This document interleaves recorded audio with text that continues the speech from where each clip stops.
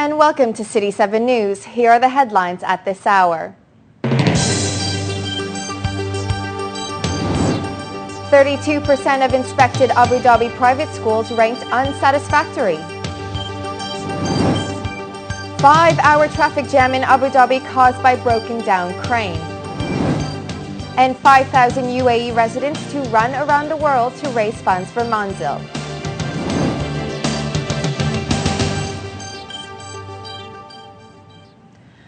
%32 of Abu Dhabi private schools have been ranked unsatisfactory in the midway phase of government inspections. This number is the result of only 56 out of 98 school inspections, and the final tally of unsatisfactory schools may be as high as 68% when all reports have been filed. To quality assurance. The Abu Dhabi Education Council conducted in-depth 4 to 5 day evaluations of each private institution in the Emirate throughout the 2009-2010 academic year. These visits marked the beginning phase of an annual assessment process that the Council is still fine-tuning. الهدف الأساسي من هذا المؤتمر This is all about improvement of the educational system, with the goal of making every school meet satisfactory international standards. After our inspections, we have invited local and global experts to help us learn how to make the process better. Although not released to the public, inspection results will be given to improvement committees comprised of parents, community members and school owners. Officials believe that despite the diverse pay scale of Abu Dhabi's private schools, all institutions have the ability to offer quality education. In fact, when we look at the provision at present, we find that there isn't quite that relationship between the fee levels and the quality levels that one might expect. And we can think of, one particularly very well-known school in Abu Dhabi that has over 5,000 pupils and serves a community that includes people who are relatively low-income families, that is of the highest quality. So the fees for the school I'm thinking of are well under 5,000 a year, and the quality of the education is world-class. And students from that school are accepted at universities all over the world and do very well. So in fact, it isn't a straightforward relationship. Over the last year, the government approved only 19 new licenses out of 126.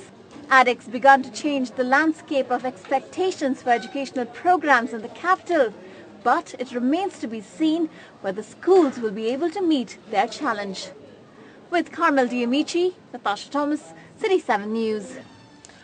Gaza Aid Flotilla activists deported from Israel arrived in Jordan today. According to international press reports, the 124 activists crossed over into Amman, accused the Israelis of roughing up and humiliating the women, men and children on the ships.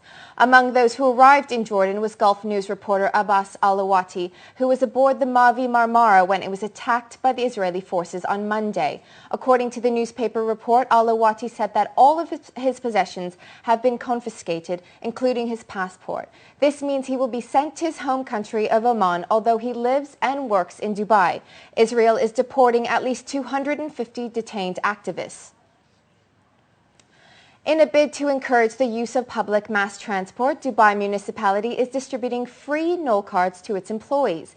This is in an effort to help reduce traffic congestion and reduce pollution.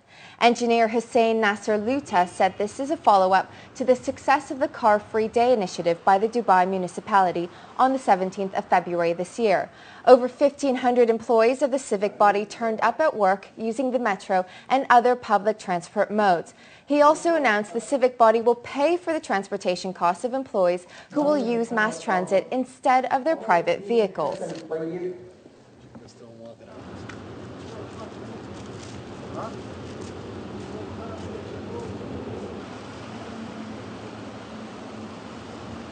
The municipality always want to lead in all of this for a number of reasons. One is to support the strategy of RTA and reducing the use of cars. Second is part of the environment, which is we are responsibly directly in it. By reducing the usage of cars, we reduce the emission and gases, and that will give us opportunity, to control as much. Our step, even if it's not that big, but it's in a start as a municipality and government organization, is to do encouraging other departments is to follow us. Meanwhile, the Roads and Transport Authority has rewarded a number of commuters who use the Dubai Metro daily. Silver Knoll cards, each worth 500 dirhams, were given to the selected passengers as a token of appreciation. According to officials, the gifts were part of the RTA's efforts to encourage wider use of public transport. The ultimate objective of the authority is to minimize the use of private vehicles and increase the share of mass transit systems from 9.7% in 2009 to 30% by 2020. The Metro transported more than 19 million passengers between September 9th and the end of May. The system is expected to carry 35 million passengers this year. Time now for a short break. Up next, 5,000 UAE residents to run around the world to raise funds for Manzil.